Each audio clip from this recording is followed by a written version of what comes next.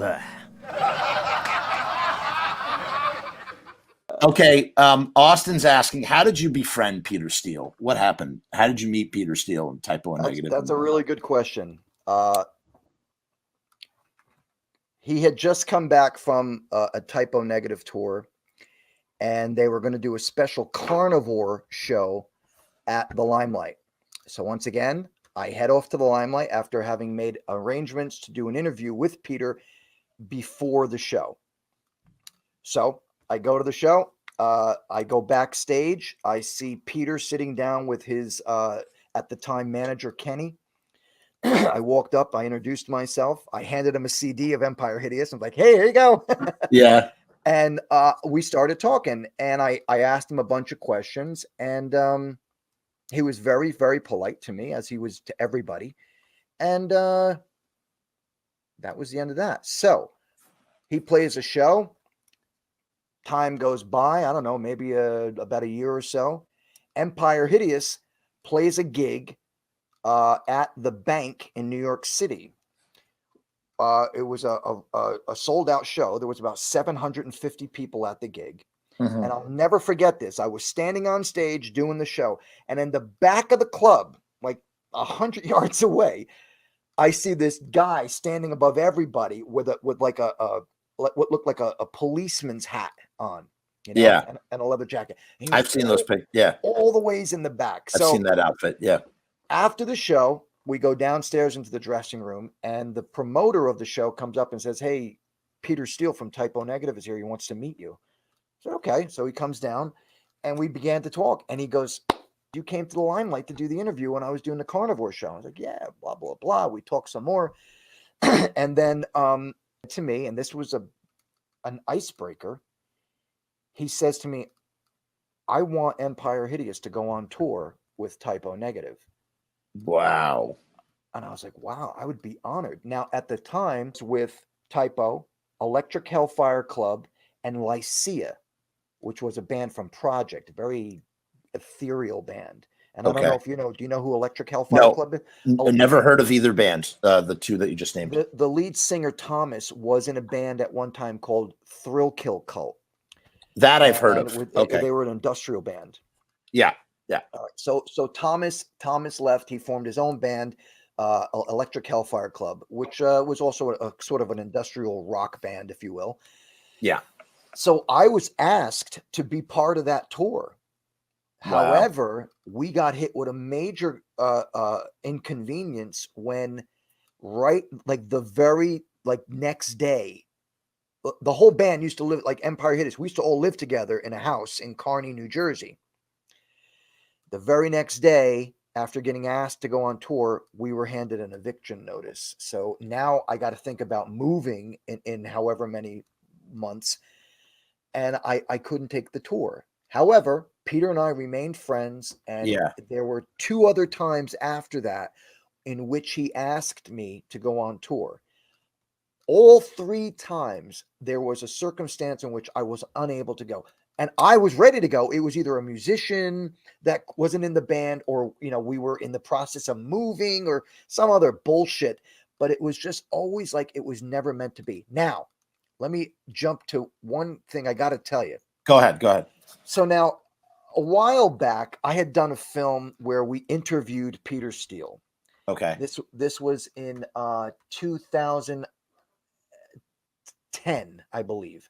Yeah. Possibly 2010. Yeah. Might have even been 2009. Anyhow, so we go to Peter's house, who he was living in Scranton at the time. Right. And we do the interview. Mm-hmm. It was the last interview he would ever do. Right. While I was there, he asked me, he's like, "Myke, so what are you doing with, music, with Empire Hideous?" I said, "Peter," I said, "You know what? I can't be part of it anymore." I said, I'm retiring. I said, I've put 20 years into this. I just can't do it anymore. Mm-hmm.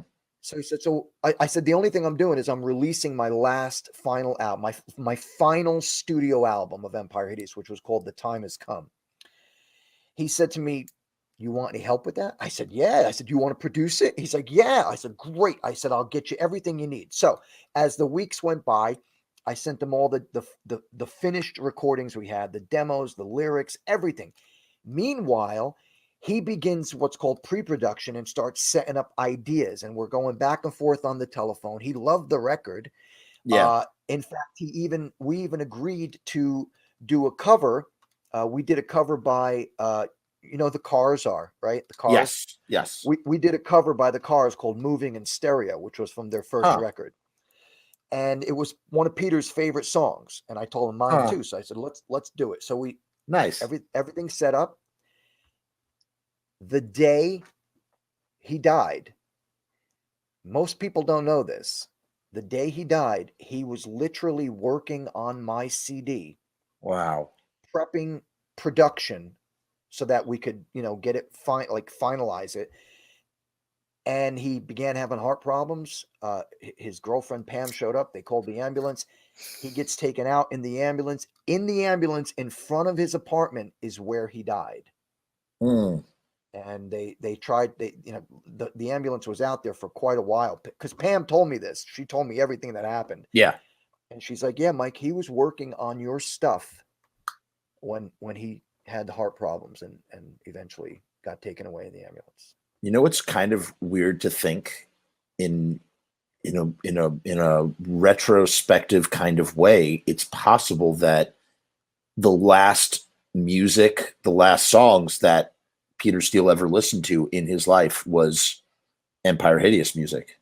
Yeah. If that's the case, right? Yeah, I mean, that's crazy. Well, wow. It is the case because he was working. He was right. Notes, right. That's what I mean. Everything was on the computer. Pam told me she came home, all the notes were on the desk, the computer was open, he was listening to the music, and then what happened. So the last music that Peter Steele was ever listening to was Empire Hideous music. It's kind of crazy. And again, here's the strange thing. It's almost like every single time him and I were supposed to do something together, somehow fate intervened and pulled it apart. Yeah. So I couldn't even get him to produce the record because death came and took him away. So it was just pretty effed up, no matter how you look at it. That's really sad, and I'm really sorry that it went down the way that it went down. But you know what? At least you got to hang out with him for his last interview ever and spend some quality time together. And I like this mentality of gratitude where it's like, you could be thankful for the stuff you get. You could be thankful for the stuff that's taken away, and you can be thankful for the stuff that's left behind, and you just don't get to choose what that is sometimes. He tried to get me signed to a record deal for Roadrunner Records twice. The first time the first time he actually brought a guy from Roadrunner Records, because there's so much politics involved. Like if you want to go on tour with a signed band, you can't be not signed to a label. You have to have a label backing you up because there's publicity involved, there's money involved, all promotion involved. Of course. And so, we couldn't get on because we didn't have a serious record label. We were independent. Right. So that was the first time. I forget the guy he brought to the show, but the guy walked out. He wasn't interested. And this is a guy who signed Slipknot. Right. Anyhow, the second or third time, he came to me and said, "Listen, I want you to go on tour, but I'll pay you out of my pocket." He said, "You'll have to pay for your own gas. You'll have to pay for food, but I'll get the hotel rooms and I'll pay you for the show." But because we were still independent. The problem was I had van. My engine had just blown. Now I had to spend $2,000 on getting a brand new engine, and I couldn't even do it. It was just every time was a cluster. Murphy's Law, man. Absolutely. Just pure Murphy's Law. It's like we were just made not to work together. It really blew my mind. That is mind blowing. Hold on one second. We got some comments here. Loki says that he likes the hat. I think he's talking about my hat, Myke. I don't think he's talking about your hat. My hat is simple. Glory is Noise TV says, fun fact, the Graves era Misfits did their first ever live appearance during that Type O Electric Hellfire Club Lycia tour at the Chance at Poughkeepsie on October 30th, 1995. And then they went to Coney Island, right? And they did a set on Halloween night too, all wearing the same Misfit shirt, which looked really goofy. I remember that show because after when I had actually joined Misfits, Doyle came and asked me. He said to me, "Yeah, do you think Type O Negative sabotaged my guitar rig so that I couldn't play?" Because that's what happened. His guitar went out, and it was just Jerry on bass, Chud on drums, and Michael singing, and no guitar, and it was out for like 3 songs maybe. And I was like, "Oh, that's man, crazy." It was, yeah. I was at the Hammerstein Ballroom in New York City, Halloween night. Glory is the Noise TV also says Kenny from Type O sang 2 songs with Jerry Doyle, and then Graves came out and sang. Doyle's then wife Sue filmed it. Who knows if it's ever been distributed anywhere? Maybe Sue also filmed that Coney Island show as well. Your favorite song is Skulls. That's great. R.I.P. Peter Steele. The story is heartbreaking. It is a damn shame. Peter Steele was the one told the Misfits that Graves was their singer. Yes, we know the story. Messed up. R.I.P. Green Man. My favorite. Yes, we know your favorite song is Skulls. You said that already. Thank you for letting us know. And Jed Clampett hat. You could say it's a Jed Clampett hat. This is my goth hat. Boy, Mike, I didn't say any of these things, Mike. I just put on the hat. Mike. That's I know. Probably looks a lot better on your wife. Yes, it definitely does. It definitely does. She looks like a model with it. I look like a fat, weird. I have a thing for women in hats. I have a real fetish for women in hats. I love hats. There you go.